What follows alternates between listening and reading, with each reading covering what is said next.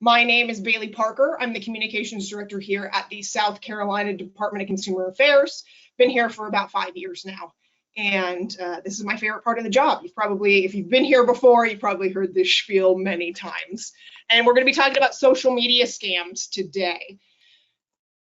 Just always have to do this before every webinar. This presentation is not meant to serve as a substitute for reading various laws discussed. We're not going to talk about any laws today, actually, so that doesn't matter. So this presentation is merely serving as an introduction and overview of the topic. Let's get into it. So why social media? So number one reason that scammers love social media is it's low cost, if not free. When I say low cost, I mean, if a scammer wants to spend money on social media, they can, for ads specifically. So scammers will spend money sometimes if it means they don't have to spend a lot. And they can run very low cost advertisements on social media to reach even more people. And social media ads are relatively inexpensive when you're comparing them to other types of advertisements. So we're talking about traditional media like television ads, newspaper ads, things like that. So that's why scammers love social media. It's free to join, right? And then if they want to reach even more people, they could run an advertisement, and it's pretty inexpensive to do so.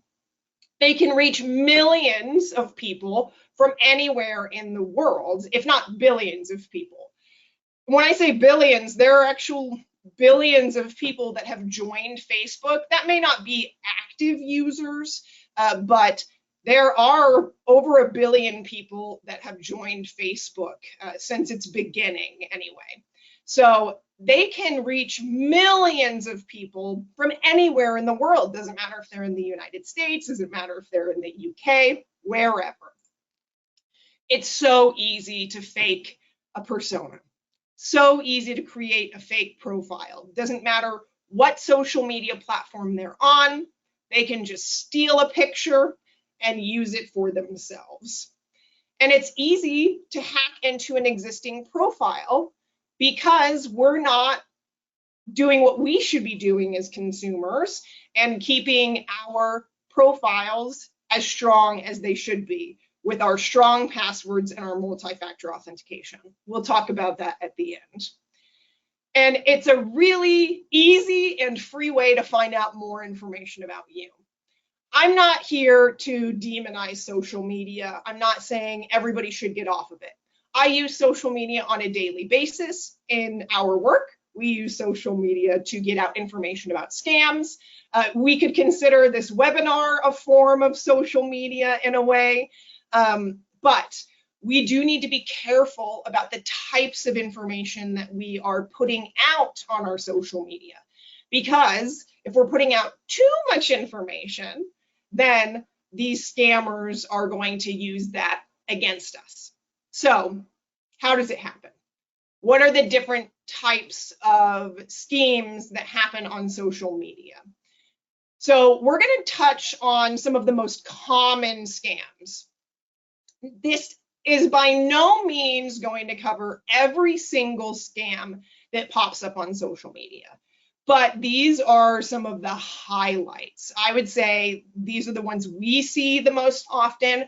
I know even for me personally, I see these come up in my social media accounts from a personal level. I'll get these direct messages. So these are probably the most common ones that we can relate to. So where does it happen? How does it happen? Everywhere. Every social media account. Now, depending on what you use, you may or may not recognize some of these platform icons. Facebook is probably the most recognizable here at this point. They didn't start social media, but they kind of regularized it and made it more prominent. And then Instagram, Snapchat, TikTok, Twitter, Reddit. Reddit is a social media. And then YouTube, and then WhatsApp, those are all considered social medias. WhatsApp is a social media in to a certain extent. You are messaging over an internet platform. You can upload profiles, things like that. Dating profiles like Tinder, apps, those would be considered social media. You can even connect your other social media profiles to those apps. So they can happen anywhere on any of these types of accounts. So specific types of scams. Investment in cryptocurrency are some of the, I wouldn't say most common scams we get reported at SCDCA, but we see them often. And this is where scammers are promoting fake investment opportunities across the board. But cryptocurrency is becoming more and more common as time goes on, especially over the internet. So what's going to happen is somebody's going to reach out to you, and this can happen in a lot of different ways. Either they've hacked into a friend's account, one of your friend's account, and they're acting like your friend, or they've joined an investment group that you may be on Facebook, and they've been there for a very long time. And so they haven't done anything suspicious in the last year that they've been in the investment group, and then suddenly they reach out to you directly and say, hey, I have this intel on this new investment. Are you interested? So what happens is you end up sending money. There's promises of these huge returns, and then, of course, nothing ends up coming of that. This was very prominent. It's still prominent, but these were some prominent news stories that popped up.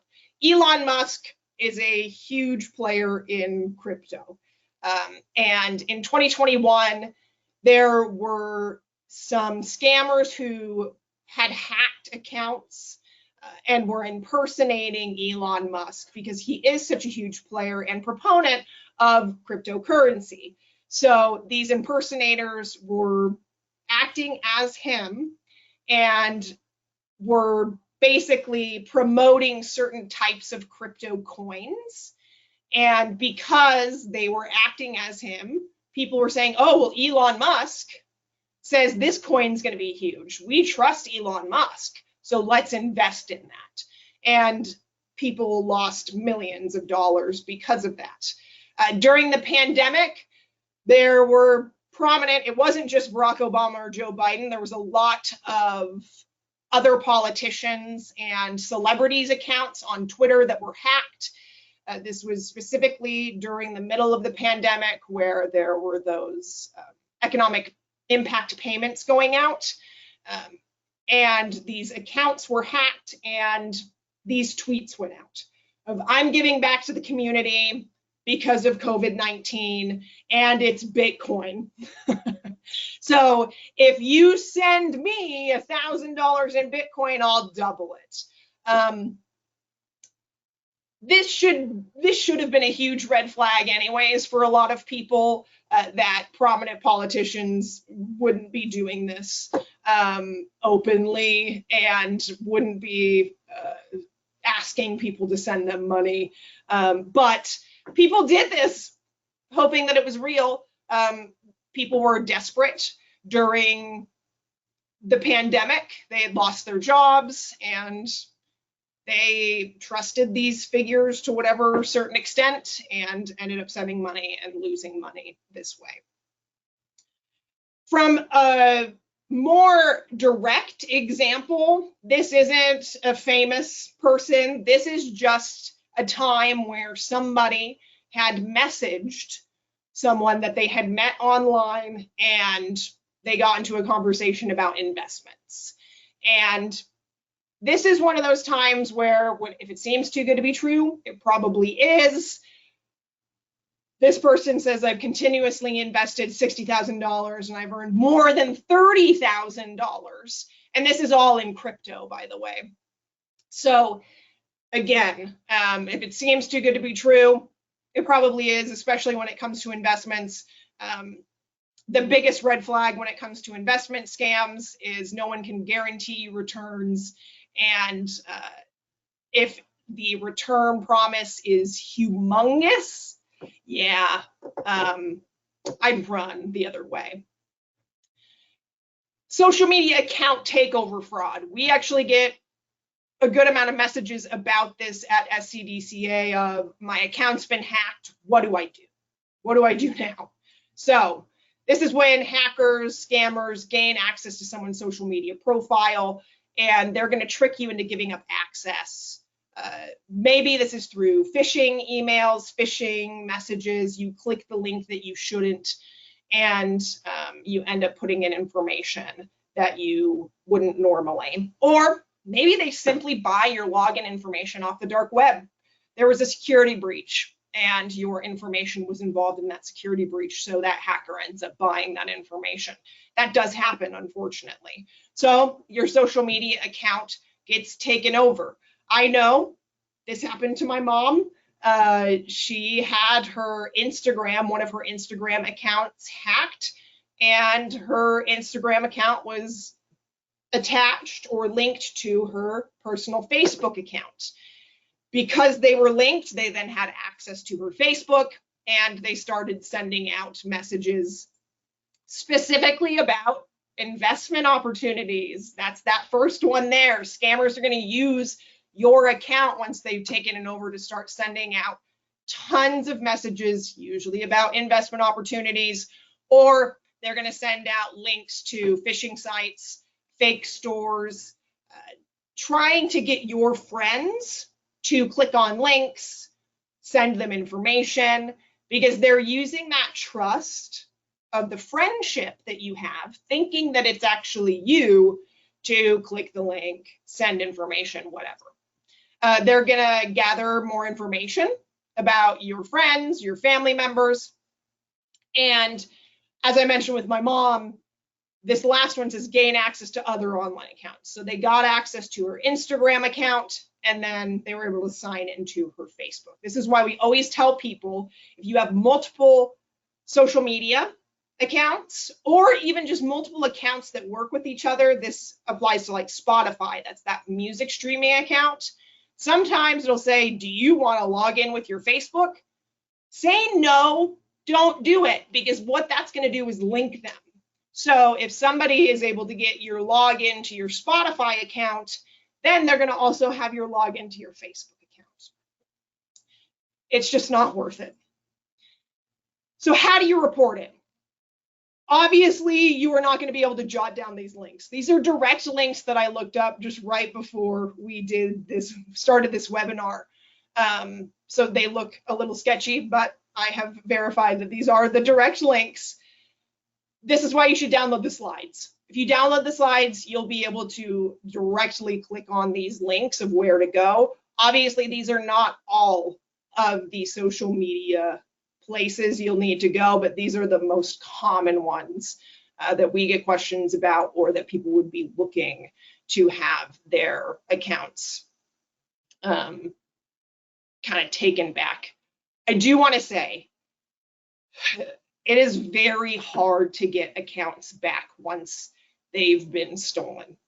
With my mom's situation, Facebook basically said, sorry, you're out of luck. You're going to have to make a new Facebook account. We're deleting your account. That's how bad it was. That's the person who had taken it over, sent out that many messages. So they just completely deleted her account and they wouldn't give it back to her. That happens a lot. Job scams. This is another, if it seems too good to be true, guys, it probably is. Be wary of any job that you see online, especially on sites like Facebook and Twitter, Craigslist. This even applies now on LinkedIn and even on Indeed. Indeed does do some verification, but it still can slip through the cracks. If anyone is asking you to pay money for training or pay money for work at home, So you have to pay for your computer, things like that. You have to send them money for whatever. Huge red flag. Don't do it. Never provide any personal information without really looking into the company thoroughly. Just because you found them on Indeed or LinkedIn does not mean that they are real. Facebook is especially a bad place to look for jobs.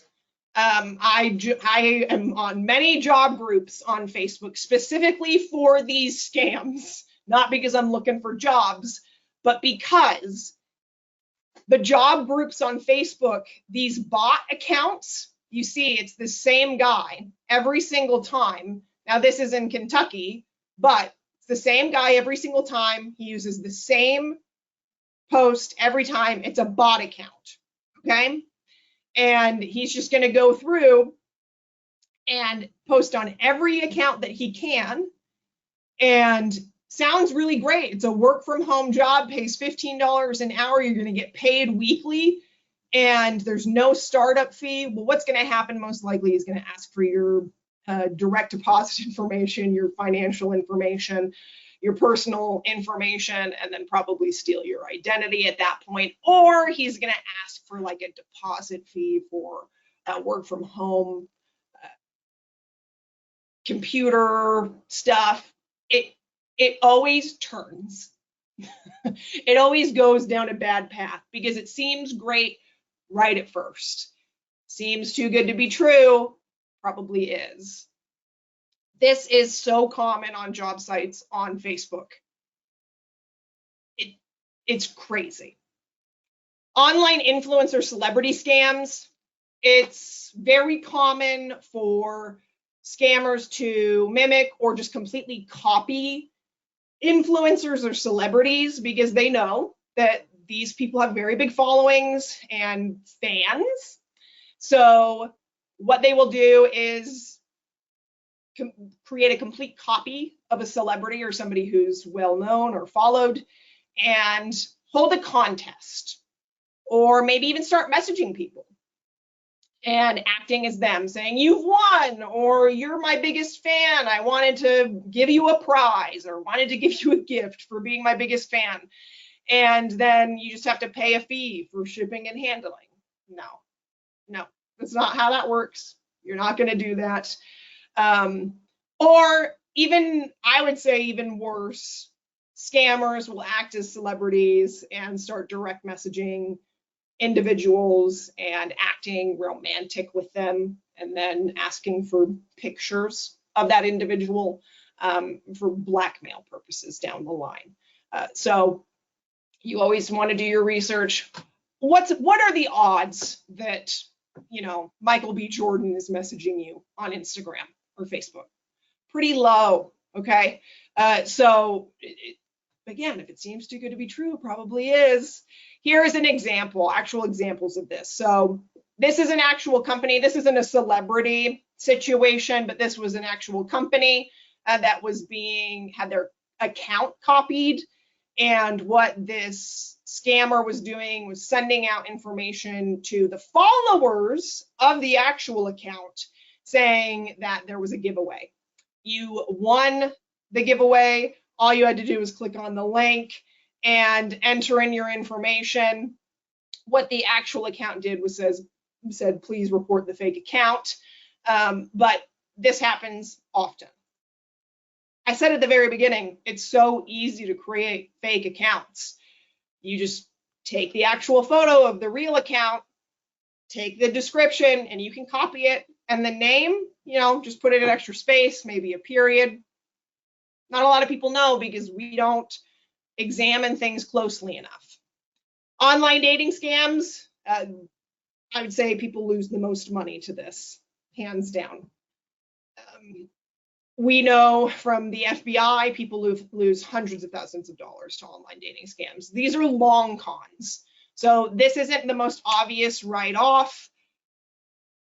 I would say sometimes people go months, if not years, talking to somebody online, and then it seems totally normal. After a year, then the person starts asking for money. Then it starts becoming suspicious. So what happens in these situations? The scammer ends up messaging the person on whatever site, doesn't matter, any social media site, and they get along so well. After an undetermined period of time, they start asking for money and information. And there are a lot of warning signs to online dating scams. We have a whole flyer just about online dating scams. But if they are not willing to meet in person or video chat with you, talk on the phone, those are huge warning signs. Big red flags are military members. Romance scammers act like people who are in the military. Maybe they work on oil tankers, jobs that take them away. So they have an excuse as to why they can't come meet you in person. So this is a real life example of somebody who had their photos stolen by multiple scammers, and his pictures were used in a romance scam ring, actually. So this was the real person here. This is all the same guy, by the way, over periods of time in his life. And you can see all different names. And these different accounts messaged dozens and dozens and dozens of women, and hundreds of thousands of dollars were lost by these women to these different accounts. So this is a very common scheme when it comes to romance scams. Just watch out for anyone who's messaging you out of the blue. Again, anyone who says they're a military member who, you know, is overseas or can't meet you, can't video chat, things like that.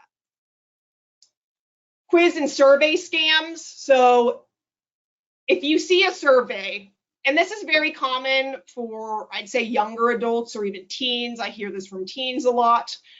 Well, I took a survey because it said I was going to win a $200 Walmart gift card, and I gave over my social security number to do it. You're not going to win a $200 Walmart gift card.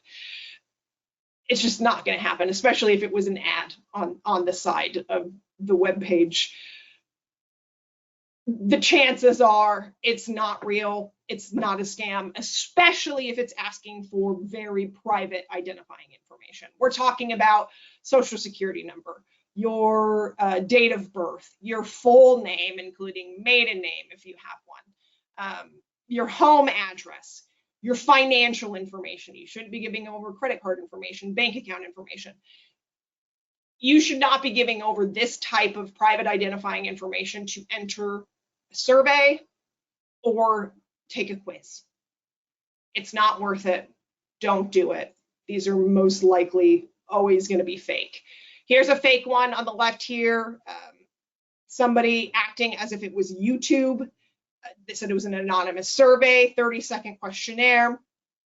And it says, as a thank you, we'll provide you with a few exclusive offers. And then as you took the survey, it started asking for more and more information. And then this is actually a combination of a survey scam and then also that influencer celebrity scam. All of these people here they may not be celebrities, but they're online influencers. They're YouTubers that are very popular. And they said, thanks for commenting on my videos. I've selected random users from my subscriber list with a subscriber gift. And then you have to fill out this with your information. So no, this is not real. It'll ask for all your information and then they're going to steal it. I get this one often. I know this from personal experience. Is this you in this photo or video? And other link scams that you get in your direct messages. It doesn't matter what social media it is, Facebook, Twitter, Instagram, whatever. I've gotten these so many times. You might receive a message from a friend or even a stranger that says something like, is this you in this photo? Next to a link. Or it may even have like a preview image, but it's blurry. And like the preview image looks a little like scandalous. And you're like, what is that? You might get nervous because you're like, what? Is it me? Or you might just be curious and you might want to click the link. Don't do it.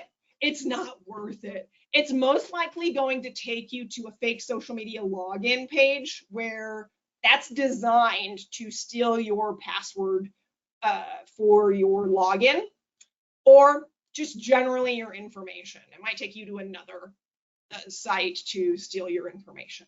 It is not worth it, okay? The curiosity is not worth giving over your information. Or there's another option too, where it could just be a link to a site that ends up installing malware on your computer or a virus. That also is not worth it, okay? Here is an example. This is obviously a graphic that was created to look like it, but it says, oh my gosh, is this you in this photo? And then has a link there. So it's not worth it. Do not click on the link. Don't do it. Online shopping ad scams. So I actually spoke to a woman, I'd say like a month and a half ago, who sent us an email that said, hey, I saw this ad on Facebook and it looks very tempting. The products look very cute. It was a clothing store. She said, but the prices are really low. Is it real? I couldn't necessarily identify right off if it was real or not. This is where a consumer needs to do their research. Honestly, a quick Google search by me found out that it was very much so not real. I literally just Googled the name of the company and all of the negative reviews came up. It is so easy, as I mentioned, for a scammer to pay for an ad on social media, and it's cheap. So they can pay for an advertisement for a product or even a website that looks real. And they might be selling, quote unquote, selling items at a huge discount. However, you go to the website, click on that advertisement, you'll go to the website, it looks real, has all of these products, you put in your information, buy it, it never arrives, or if something does happen to arrive, it's different than you expected, right? So here is an example, actually, of a fake advertisement. So $98 for your home fitness essentials. It's going to give you this entire weight set here for 98 bucks. Wow, that's an incredible deal. An entire dumbbell set with racks for 98 bucks. Seems too good to be true, doesn't it? It's because it is. It was fake. That's a scam. So here's some warning signs of an advertisement scam. Poor quality product images are the center point of the ad. This isn't always necessarily true. Sometimes scammers will have great pictures. So that might not always be the case, but if it's a bad picture, that is a big red flag. But it doesn't always have to be a bad picture. The price points are exponentially lower than what other retailers are charging. $98 for racks and all these weights, we know that's low, okay? There are spelling and grammatical errors in the ad copy. Ad copy means the written description here. Now, that's not always the case, right? But if there are, that is a red flag. And I do want to say, there are sites out there now that, and I'm not going to name them, but maybe you might think of them in your head, that are very popular and have tons of advertisements on social media, and they're legitimate companies that sell products for very, very, very low prices. And they're very popular. And it's not that the products aren't real. It's we have gotten a lot of complaints about specific companies that do this, and it's because the products are either very low quality or not what the consumer expected, or we've even had people say that their identities have been stolen or their information has been stolen from companies like this. So please be very careful of buying products from companies that sell products for very, very, very low prices, because I know it's tempting, but you never know what you're getting yourself into. Here's an example of, like, you might see an ad on social media for a site, and you click on the site and it's like, wow, I could get a really great grill for super low. It was originally $767, but it's $500 off. That's a crazy good deal. Here are some red flags. Red flags, there's no S after the HTTP. The S means secure, which means it's not a secure site here because there's no S. The second red flag is limited time only. That pressure tactic, they want you to act fast. And then rock bottom price is that third red flag. And then fourth red flag, which I actually think is the biggest red flag. You have to pay. No, you don't have to pay by bank transfer, but they're incentivizing you to pay by bank transfer for 10% off. Bank transfer is going to be a direct line into your checking account. Once that money's gone, it's gone. You're not going to want to do a bank transfer for this. It's not worth it, okay? This is a scam website. You're just giving over all of your financial information at that point. So you're basically wiring money. Facebook Marketplace scams. This is the last example, and I know we are 4 minutes from the end here. So this is the last one I have, and then we'll go over some cybersecurity tips. But buyers and sellers are at risk of scams on Facebook Marketplace. This is from fake accounts to fake listings to just flat out bad or broken products. And it can be really hard to navigate Facebook Marketplace. I hear it, I see it. It's a constant thing I get questions about when we go out and do presentations. First, I just want to say, if you see something that you think is a scam or you get scammed on Facebook Marketplace, please, here is the picture. Click the 3 little buttons or 3 little dots here, report post and report seller. Do that. If you don't report it, then that account is going to continue to exist. Here are the red flags. There's a lot of them. Suspiciously low prices. See how that one keeps coming up? Okay. The sellers refuse to meet in person. That is a huge red flag for a lot of different types of scams. Buyers or sellers try to get you to take the conversation off of Facebook Messenger. So they refuse to message you on Facebook. They want to text you, they want to call you, or they want to like change it to WhatsApp. They want to do something else because they want to get more information about you. They want to take it off of the messenger. Buyers send you prepaid shipping labels. A buyer overpays for a product. So they're going to say, oh, shoot, I sent you an extra $500, or I'm going to send you an extra $500, and then can you refund me? No. Buyers and sellers ask for your phone number. Again, this goes back to the taking the conversation outside of Facebook Messenger. They don't have a profile photo, and the seller wants you to pay with a gift card. I would add cryptocurrency, wire transfer, any other unusual form of payment. But no legitimate business or person should be like, oh yeah, can you pay me in an iTunes gift card? Don't do it. Huge red flag. Here are some examples here. So a PS5 in hand and ready to ship. So this is when they were first out, and they usually sell for about $500. And they're often resold for more, $300.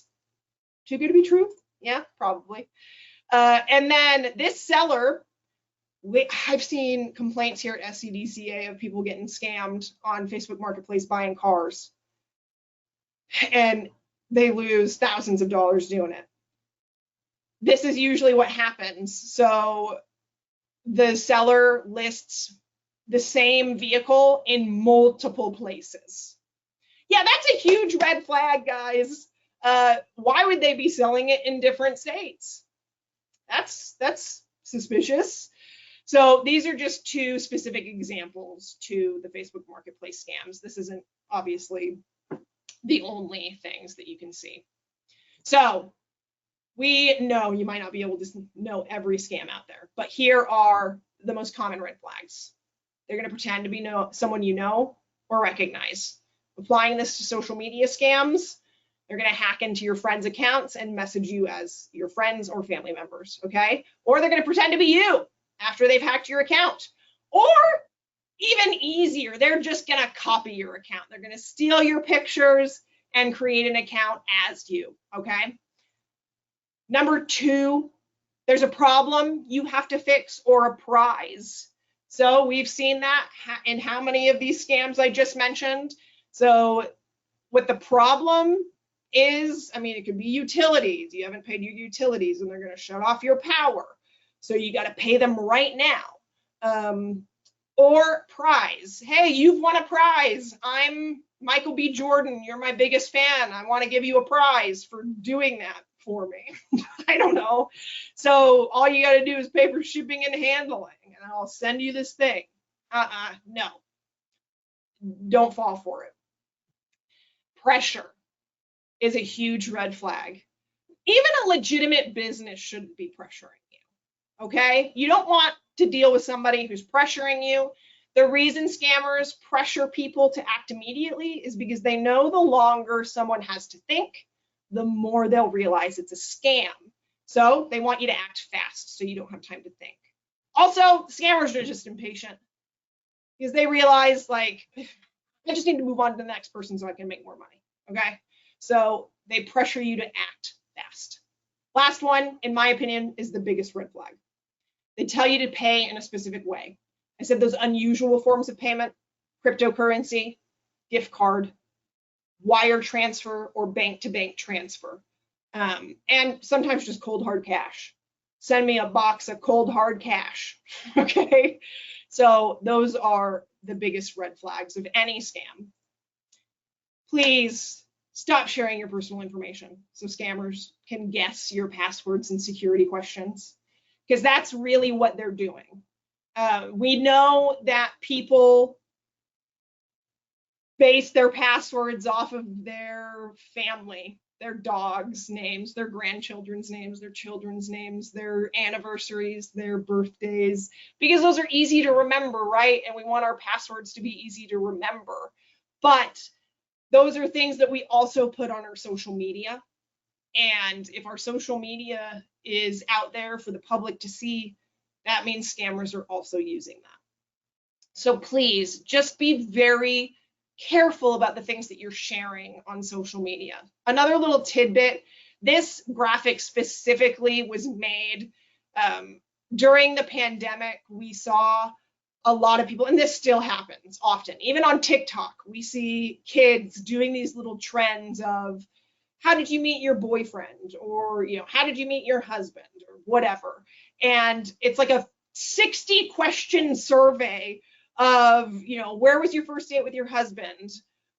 What's your favorite food? Blah, blah, blah, blah, blah. Answering all these personal questions. That is a treasure trove for scammers and identity thieves, because then they can just sit, put all that information into their computers because they have password crackers, and all that information is great to try and guess your passwords and security questions, okay? So what do you do now? Take your take your birthdays off of all your accounts. You can do that. I know it's very nice to get those birthday messages. It's not worth it. Take your birthdays off of all your accounts. You can do that in your settings, and you can just hide your birthday. Make all your public accounts private. Again, I always tell the young people, the reason you have public accounts is because you want people to see you and you want the likes. I get it to a certain extent, but if you're going to be sharing a lot of information, you need private accounts, and even then you shouldn't be sharing that information because you don't know who you can trust. Don't geotag your location. What does that mean? Nobody needs to know where you eat. Nobody needs to know where you sleep. Don't tag where you are at all times. Nobody needs to know that information. Not your friends, not your acquaintances. Please don't do it. Don't link your social media accounts. I already mentioned this. So don't link your Instagrams to your Facebooks, to your Spotifys, to your Twitters, to your whatever. Don't do it, because if one gets hacked, that means all of them are compromised. make your passwords different from one another. This is probably the hardest thing to do. And we say this with some new information of use a password manager. This is now recommended by the CIA, by the National Cybersecurity Awareness Alliance. This is recommended password managers that you can download on your phones, to your computers, so you can have different passwords for every single account, and it's all saved in one place with one password with multi-factor authentication or two-factor authentication. What that is where you have a password, you enter it in, and then you get a code sent to you. The reason this is helpful is if somebody does get your password, and this has happened to me before on my Gmail account, where all of a sudden I get a code sent to me, and I'm like, what? Why do I have a code being sent to me? And then it turns out somebody has my password to my Gmail, and they're trying to log in Spain. If I hadn't have had two-factor or multi-factor authentication set up, they would have just been able to get in. But because I had that set up and I got the code, they didn't have the code to log in. Use it. It's free for the majority of accounts. And if somebody tells you not to tell anyone, this is mostly for younger adults, somebody tells you, and for romance scams, if they tell you not to tell anyone about your relationship or what you're talking about, or even in investments, run. That's a huge red flag. All right, we are over on time already. So let's get to my contact information and the questions slide so we can see if anybody has any questions. Oh, but real quick, if you think you've been a victim of a scam, please call us. Our number is down here. We have an identity theft unit in-house where real human beings answer the phone, okay? So even if you don't know if you've been a victim, you can just call, talk to them, tell them your situation, and they can kind of help you walk through that process. And even if you know you've been a victim, we can help walk you through that process also. Okay, let's see if there are any questions. Okay, there is a question. When you get a private message from a stranger and you block that person on Facebook or let's say wherever, should you report it to the social media site also? You can. Oftentimes, the social media site will ask you if you want to report them, especially if you're blocking them. So I know on Instagram now, if you're blocking someone, it'll say, why are you blocking them? And it'll give you options of it's spam, it's a scam, things like that.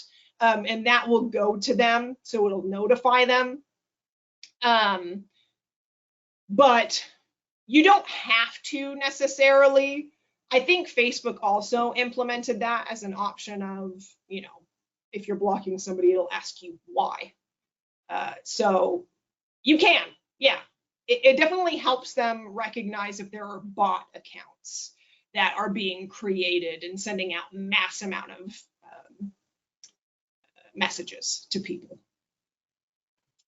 I do want to say, I think the safe thing to do when it comes to social media and scams is if somebody's just reaching out of the blue, you did not ask them to contact you, even if it's a friend, somebody who you recognize their name and they say, hey, long time no talk or whatever, I would just automatically be suspicious. I hope you guys have learned something from today's presentation. Thanks for hanging on with us. I know we went long because we started late, but again, if you have any questions, just reach out, and I hope you have a good rest of your day. Thanks so much. Bye.